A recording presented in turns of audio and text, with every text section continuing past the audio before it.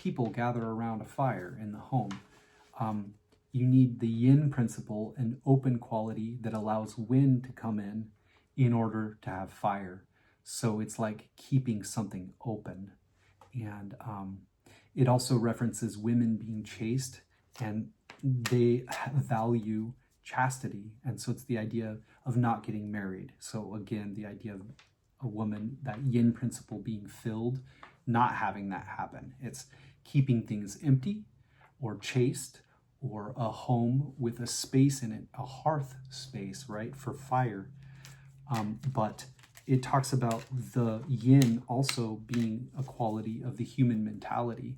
And the human mentality you could relate to the left hemisphere of the brain, that maybe masculine or analytical side that always wants to talk when you're meditating, or always wants to solve everything, or even seeks to do divination in order to find out what's going on, or wants to know what's going on with the planets and all of that kind of stuff.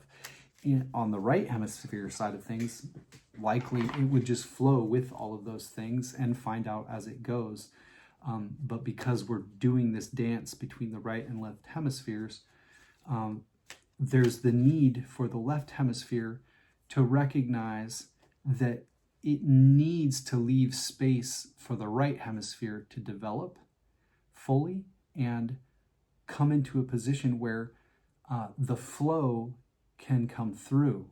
You can't have it so clogged that basically it talked about having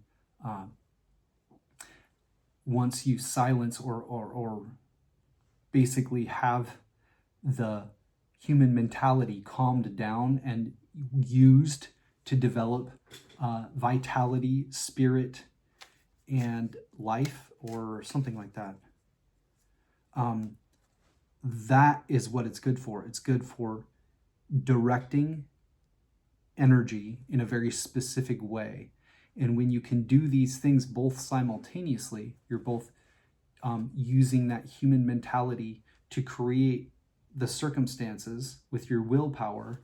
But in this case, and I would suggest most cases, the willpower that you're using and what you're doing is to really not let anything enter a certain space, that heart space. It's like the altar space, but just having it like the throne of Isis.